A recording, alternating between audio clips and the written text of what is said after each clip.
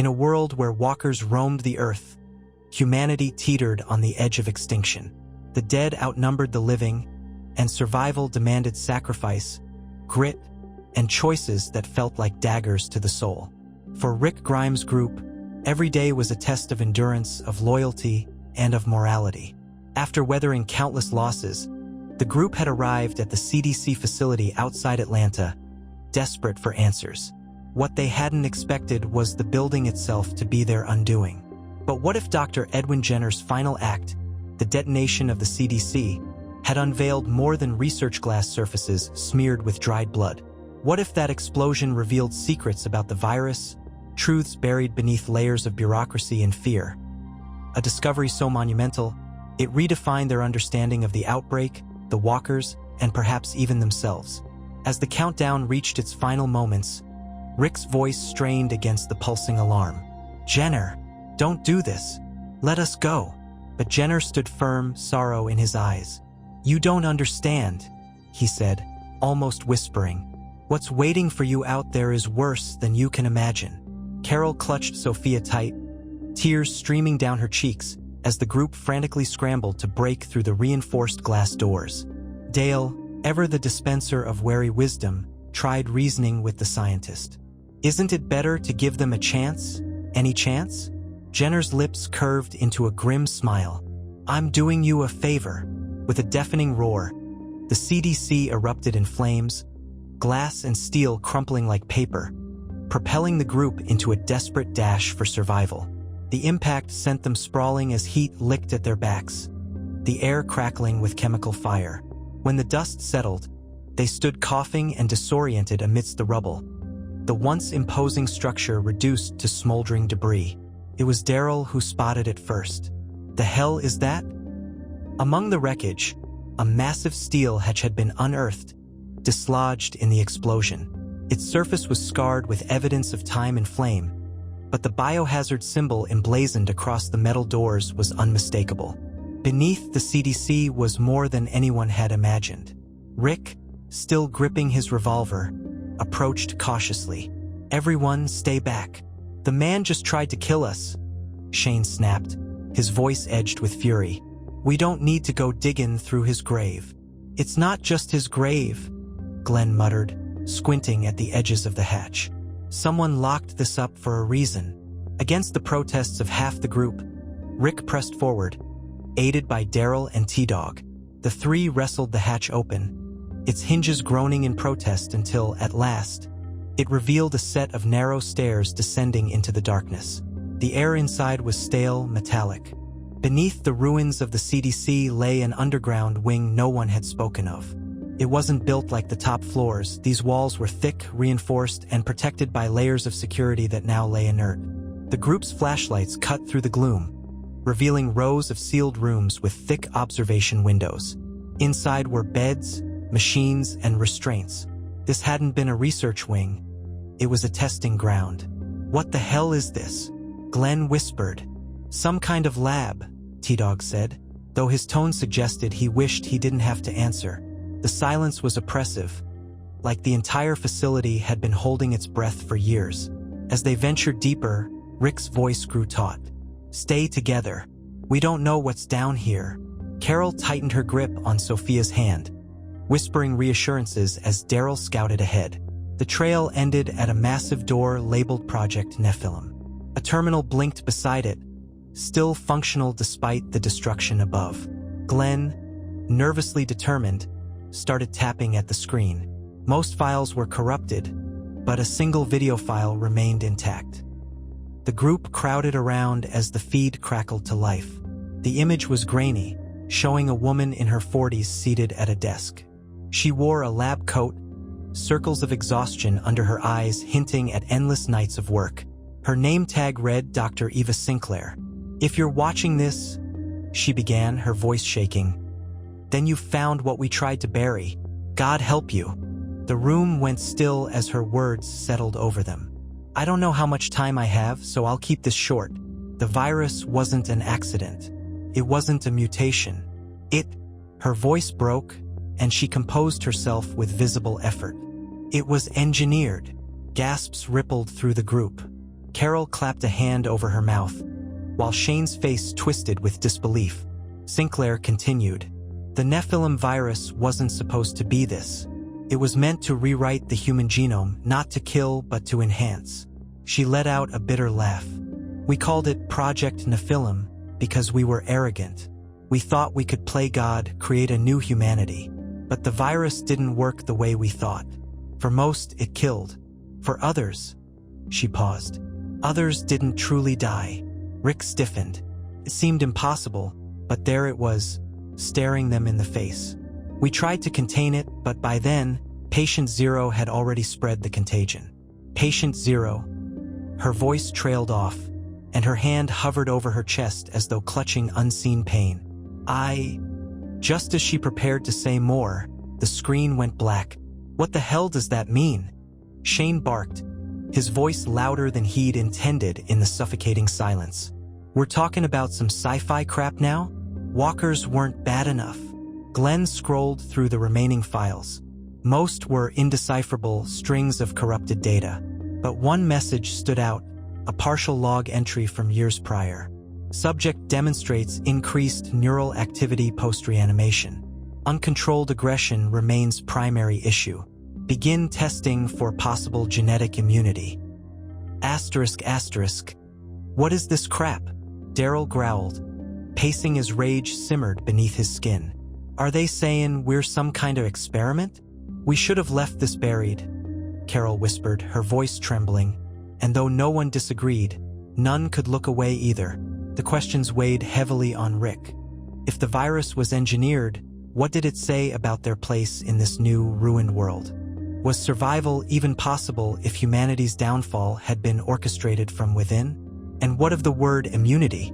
Had Jenner known all along that somewhere, somebody might hold the key to hope? The discovery fractured the group further.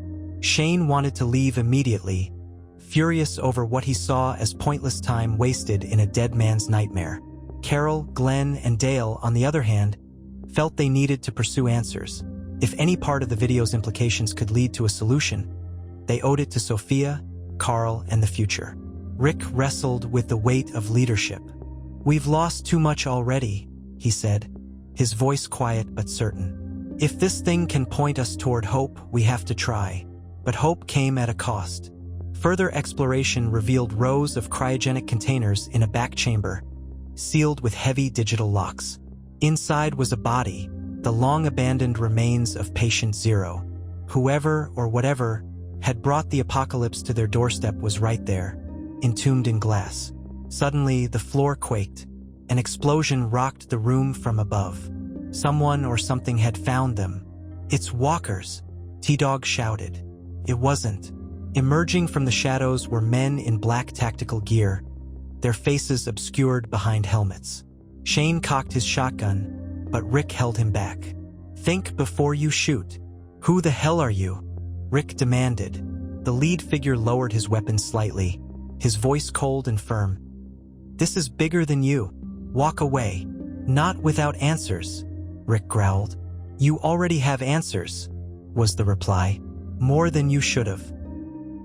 He leveled his weapon, tension thick in the air. The demands of survival took over. Shane struck first, pulling the trigger, and chaos erupted. Flashes of gunfire lit the underground chambers, screams and shouts echoing through the darkness. In the end, the intruders fled, but not before damaging the cryogenic pod. Patient Zero's containment began to fail. The group didn't stay to see what happened next, the risk too great. They fled the CDC's ruins, adrenaline propelling them into the unknown. But as the smoke faded into the night, Rick couldn't shake the feeling that they'd unleashed something greater than they could comprehend. Days later, perched around a dim campfire, Rick stared into the flames, Jenner's words echoing in his mind. Asterisk. What's waiting for you out there is worse than you can imagine. Asterisk. What do we do now? Carol asked. Rick inhaled sharply, the night air cool against his skin. We survive, he said, his voice steady even as doubt clawed at the edges of his resolve. But we look for more.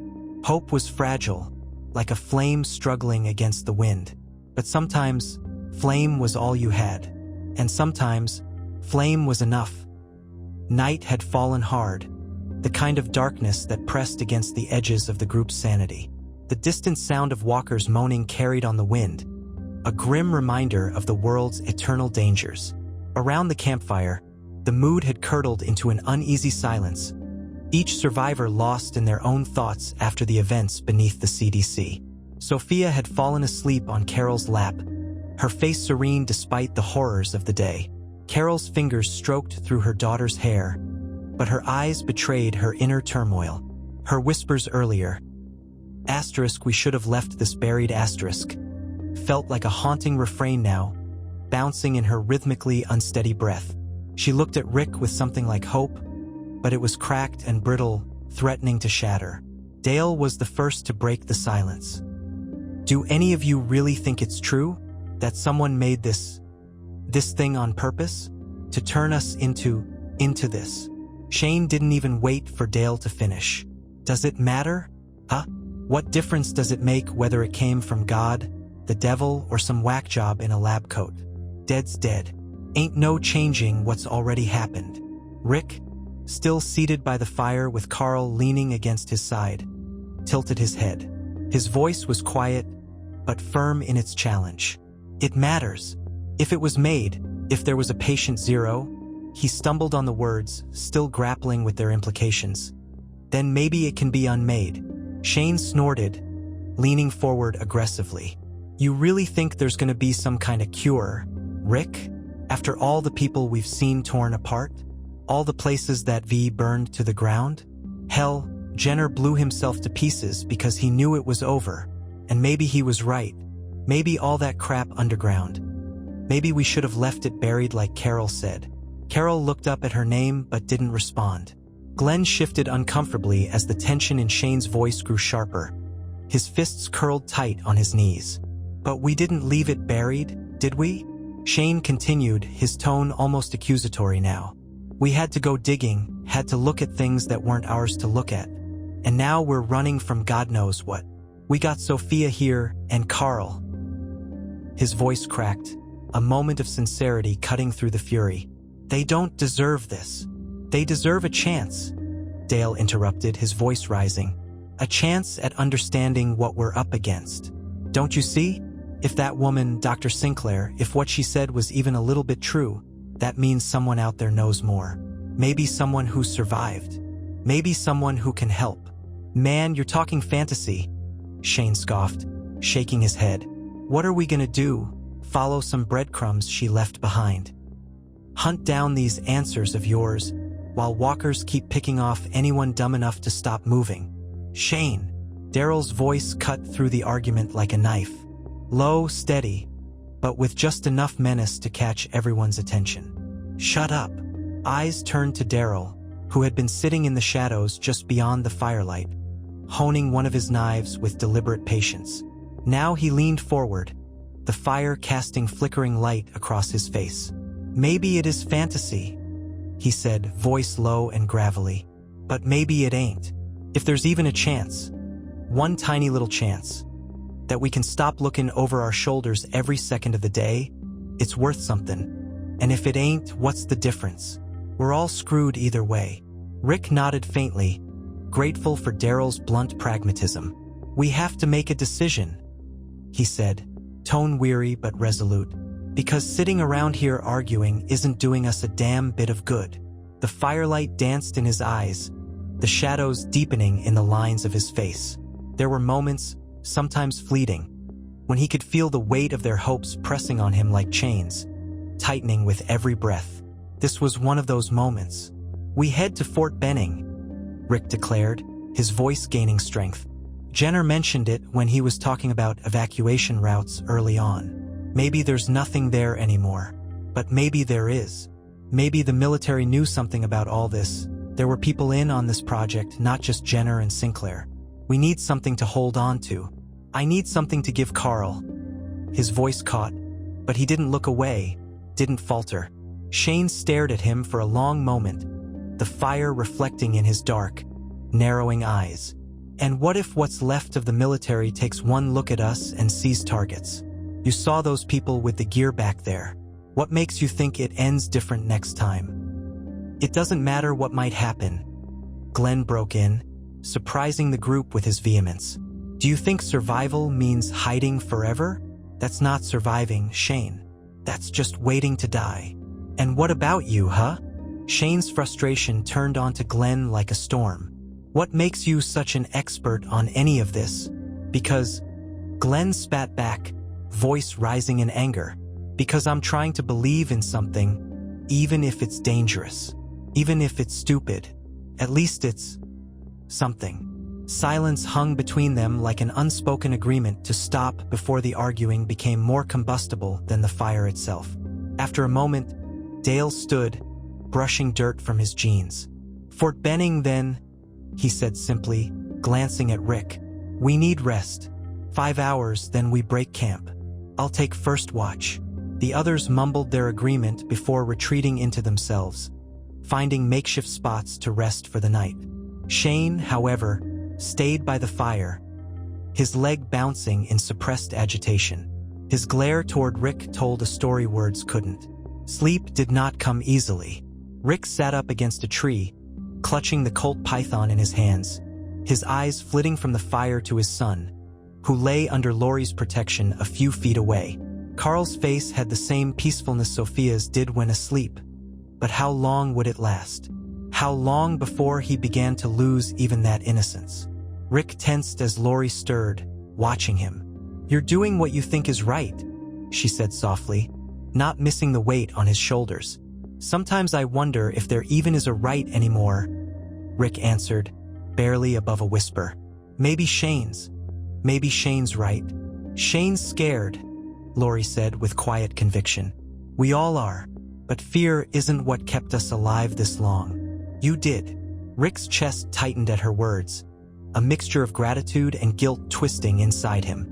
I just want it to mean something, he admitted. It can't all just end. Somewhere in the distance, there was a sound. Not walkers this time, but something heavier, more deliberate. Rick stood immediately, gun raised, and Daryl appeared out of the shadows, crossbow in hand, his expression grim. Footsteps, Daryl said quietly. Coming up the hill. You mean walkers? Rick asked, but Daryl shook his head.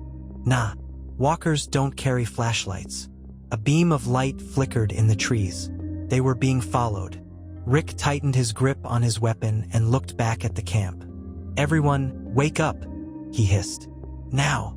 As the group scrambled to gather their things, fear rippling through them, the light grew closer. Loud voices drifted on the air, groups of them, coordinated, moving through the woods. It wasn't the ragged, aimless shuffle of the dead.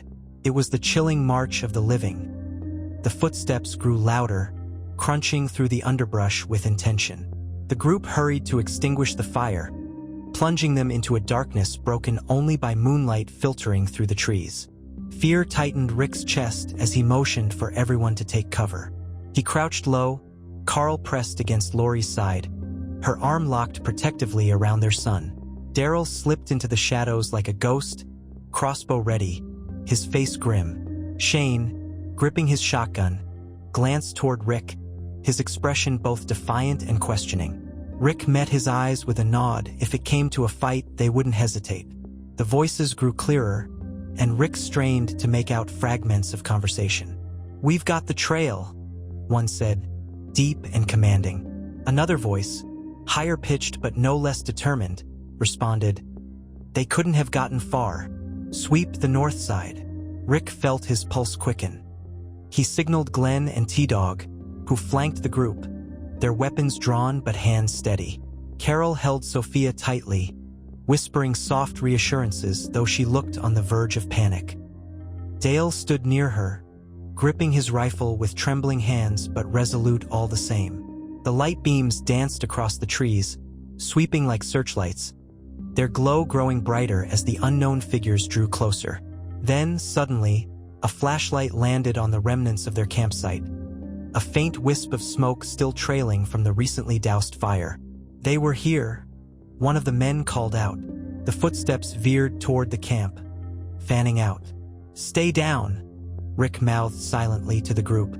He tightened his grip on his Colt Python, listening intently.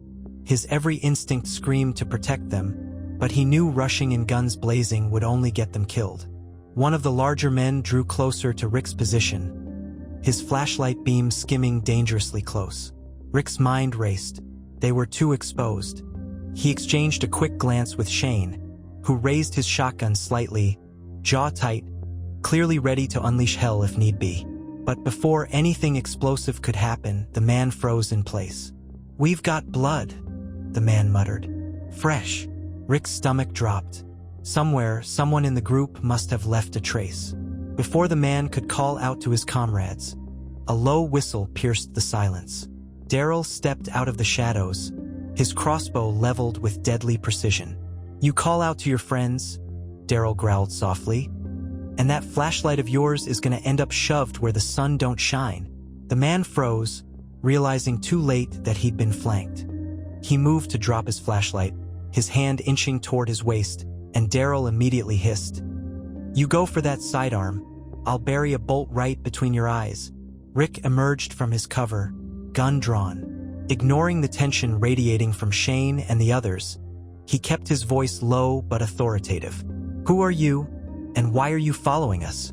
The man hesitated, his broad shoulders shifting like a cornered animal weighing escape against survival. His face was obscured by grime and shadow, but his eyes betrayed a flicker of fear. "I'm nobody," he said, though his voice trembled with the weight of the lie. "Bullshit," Shane snapped, stepping closer, his shotgun raised. "Nobody strolls through the goddamn woods with tactical lights and a search party. You want to try again? Or do you want me to get it out of you?" "Back off, Shane," Rick barked, though he didn't lower his weapon. "Answer the question. Now." The man swallowed hard. "We were sent to recover something," he admitted finally. "Didn't realize it'd be a group of survivors causing the trouble." "Recover what?" Glenn asked, his voice sharp from the tension of the standoff. The man hesitated a fraction too long, and Daryl inched closer, his expression hard. "I wouldn't stall if I were you. Man like me's got limited patience." "Project Nephilim," the man confessed, the words leaving his lips like poison. "It's what was underground at the CDC. You found it, didn't you?" "What we found isn't any of your business," Rick replied, his grip on the Colt tightening. "Oh, but it is," the man said, a trace of dark amusement creeping into his voice. "You think you understand what you uncovered back there, but you don't have a fucking clue. You're walking around with a time bomb, and you don't even know it." Rick's jaw clenched.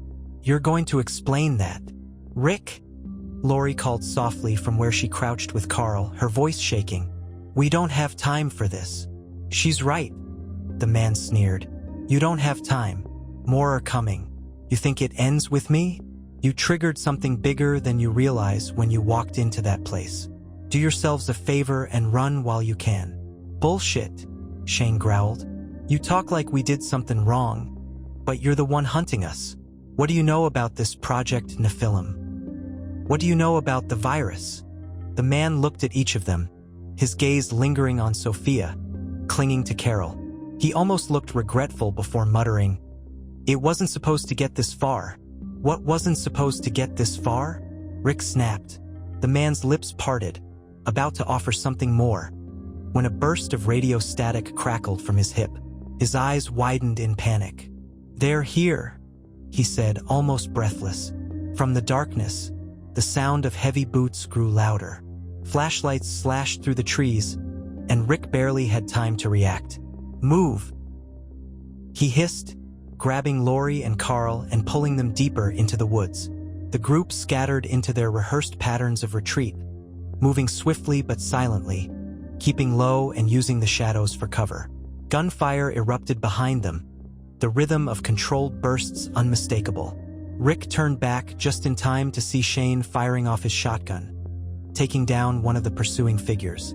Daryl hung back, loosing a bolt that hit its mark with lethal precision. Still, the tactical team came forward in force, their numbers multiplying with every second. "Go! Go!" Rick shouted, directing the others ahead. "Don't look back." Carol struggled to keep Sophia moving, her arms trembling with fear as she clung to her daughter's arm. Glenn stayed close by, helping her over fallen branches and rough terrain. Dale, sweating with exertion, brought up the rear, glancing over his shoulder every moment as though he expected death to emerge from the darkness. Rick, Shane, and Daryl continued to provide covering fire, but it was clear the enemy was closing in. Rick's heart pounded against his ribs, his breaths ragged as he spotted an opening ahead, a cluster of rocky outcroppings that could provide temporary cover. "There!" he called, motioning for the others to head toward the rocks. But as the group broke through the trees, another burst of gunfire rang out. This time, it was no longer behind them. Figures emerged from the other direction, cutting off their path. The group skidded to a halt, trapped between the two advancing forces. Panic surged through Rick, his mind racing for a plan. Shane stepped forward, gun raised, ready to die swinging. Carol clutched Sophia tighter, and Lori pulled Carl to her chest. Even Daryl looked grim, though his crossbow remained steady. The lead tactical figure, his face obscured by his helmet, stepped forward. His voice cut through the chaos like steel on stone. "Drop your weapons. No chance in hell," Shane snarled. The man tilted his head slightly, as though amused. "You think you're the first survivors to dig too deep? The first to stumble onto something you shouldn't have?" Rick stood his ground, his gun aimed at the figure's chest. "Who are you? What do you want?" The figure didn't answer immediately. Instead, he gestured toward the group with a gloved hand, his tone chillingly calm. "Contain them." The tactical team surged forward, and the firelight of their conflict was stamped out as darkness swallowed them whole.